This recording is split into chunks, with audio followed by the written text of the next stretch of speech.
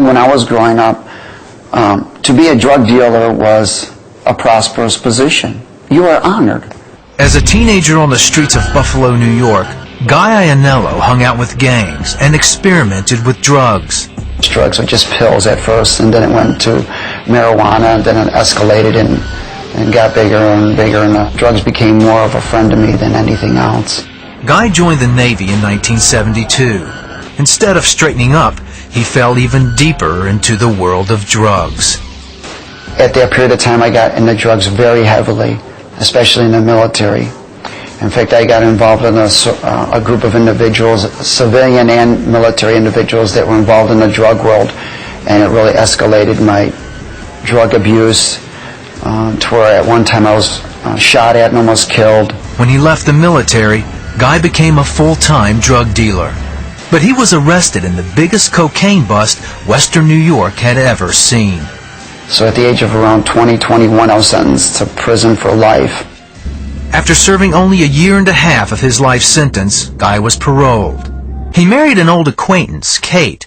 He started a limo service and several other businesses, most of which he used to traffic drugs. Guy made a lot of money, but there was a price. It was always the fear, always having to turn around, always having to look behind you, always being concerned where the phones were tapped, always wondering if you were going to get shot and killed during a drug deal. Along with Guy's paranoia came an increasing addiction to drugs. Soon it was more than Kate could stand, so she left. Eventually, drugs cost Guy everything he ever had and more. All the money I had, I went through. I was actually in my own home. It was in foreclosure with no running water, no electricity, no money, taking showers outside of hoses and eating where I could eat and taking sneakers out of garbage cans. I had no life. My only exit was death. I got to a point where I actually slit my wrists to try and kill myself because I could no longer live that life. I wanted to stop using it, and I couldn't. No matter what I tried, programs or anything, I couldn't stop. Guy was arrested again for drug possession. He was out on bail when he ran into an old friend who invited Guy to church. I thought, well, what do I got to lose? I've tried everything else. Later that afternoon, the service was still on Guy's mind. That preacher said, just ask Jesus.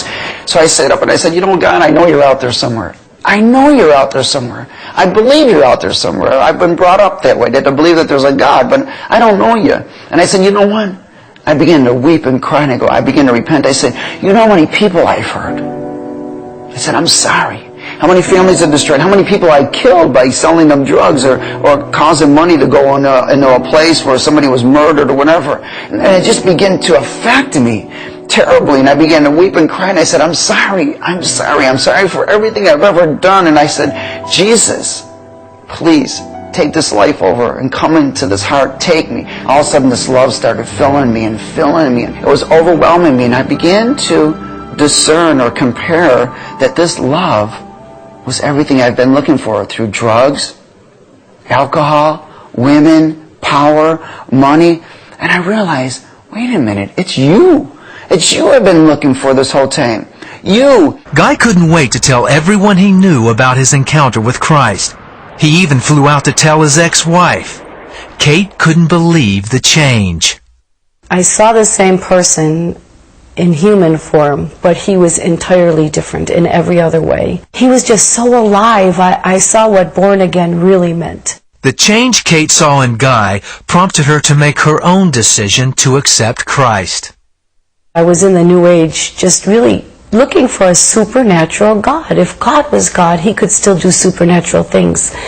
And I didn't find him in the supernatural through the New Age, but when I saw Guy changed totally, I knew that anything that could change that man was the God that I was looking for. While Guy was a changed man, his past was still on trial. When he went back to court, they ignored my life sentence. And here I had a mandatory minimum 4 years to do. I walked out of the courtroom with probation and no longer went to prison. Within 2 months, Guy and Kate remarried. Now I'm a pastor of a church, director of a drug program, which we have a discipleship for men and women. and we minister in the jails. We own a construction company called Covenant Builders where we can disciple these men and then teach them a trade. I can honestly say that I am married to a man of God and very honored that God has chosen me to be his wife. He has the highest integrity of any man I know. He's honest, he's faithful. He cares selflessly about others. He's just really a true picture of what Jesus is to me and my family and to the people around here. Today, it's not about wealth or fame or power. I am so rich, rich with his love, rich with his presence, rich in the things of the knowledge of truth that have set me free.